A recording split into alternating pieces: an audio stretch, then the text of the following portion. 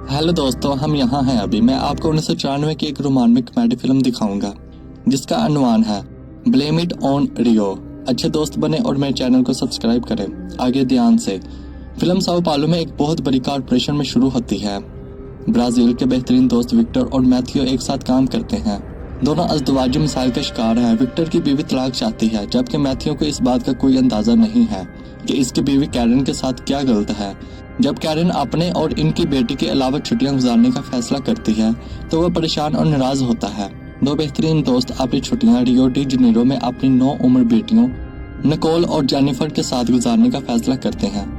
वो शहर के नज़ारे के साथ छुट्टियों का एक खूबसूरत कॉटेज किराया पर लेते हैं। सुबह जेनिफर और निकोल एक दूसरे के बापों की तरफ अपनी कशिश से मिले। मैथ्यू कैरन को फोन करता है और बापिया में इसकी छुट्टी के बारे में पूछता है। ऐसा लगता है कि वो अपनी छुट्टियों से लुत्फ अंदोज हो रही है और मैथ्यू ने इसे एक माह तक बाहिया में रहने को कहा ताकि वो इसका चेहरा न देख सके। बाद में साहिल समुद्र पर मैथ्यू और विक्टर अपनी बेटियों की तलाश में साहिल समुद्र पर घूम रहे हैं। जैसा कि ज्यादा नौजवान लड़कियां अपनी फिल्मों के साथ दौड़ती हैं, मर्दों को एहसास होता है कि ये एक बेलबास साहिल है। तब मैथ्यू और विक्टर अपनी बेटियों को सकाफत को अपनाते हुए देखकर अफसुर्दा हो जाते हैं, क्योंकि लड़कियां अपनी छाती को छुपाने के लिए बगैर किसी टॉप के अपने बाप का इस्तकबाल करने आती हैं। इसके बाद लड़कियां एक खुशगवार ब्राजीली शादी में शिरकत करती हैं, जबकि मर्द शराब पीने के लिए शराब खाने की तरफ जाते हैं। विक्टर इजाबिली नामी एक औरत से मशगूल हो जाता है और मैथ्यू 9 उम्र लड़कियों को ढूंढने के लिए वापस आता है। शादी की तकरीबात के दरमियान मैथ्यू और विक्टर की बेटी जेनिफर ने बुरहना होकर पानी में पार्टी में शिरकत की। जेनिफर ने जज्बाती तौर पर मैथ्यू को बोसा दिया कि निकोल इन्हें देख रही थी। वो एक वीरान कोफ में भागती है जिसमें मैथ्यू इसका ताकुब करता है। वहाँ वो इसे बहकाता है। मैथ्यू इसके खिलाफ मज़ाहमत करने की कोशिश करता है, लेकिन आखिर में वो मोहब्बत करते हैं। इनके खत्म होने के बाद जेनिफर मुस्कुराती है और कहती है कि वो एक और राउंड के लिए तैयार है। अगली सुबह जेनिफर मैथ्यू को छेड़ती है जब वो शेव करता है, जिसकी वजह से इसका गाल कट जाता है। इसका असरार है कि वो ऐसा दिखावा करते हैं जैसे कल रात कुछ नहीं हुआ था।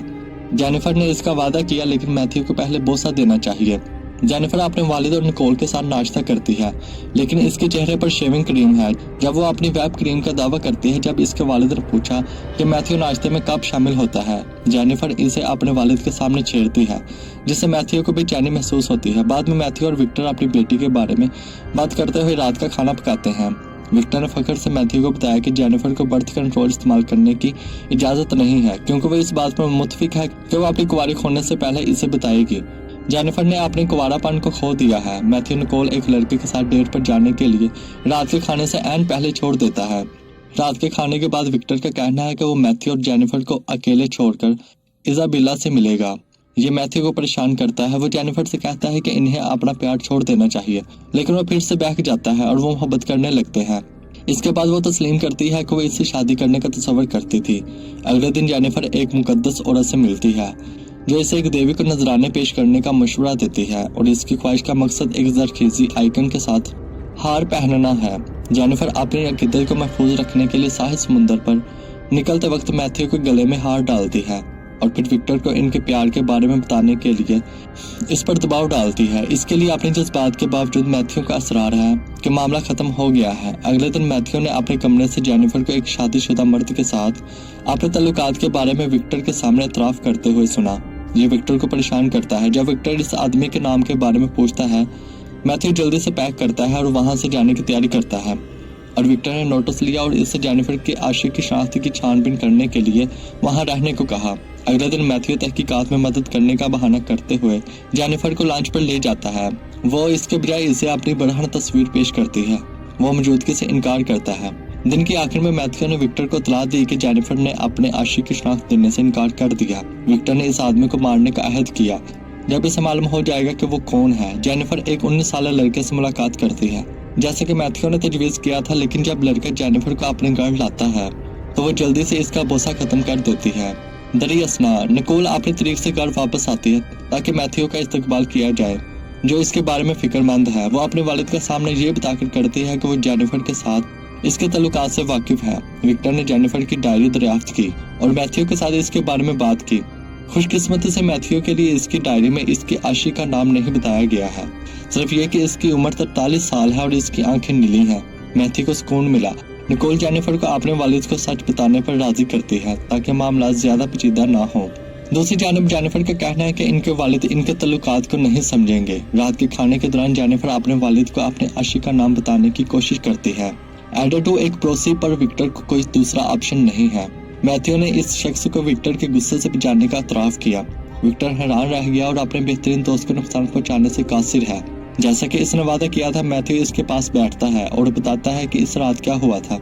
इसके बाद मैथ्यू ने जेनिफर को मुतला किया कि अफेयर का इंकशाफ हो चुका है और इसे फौरी तौर पर रोका जाना चाहिए।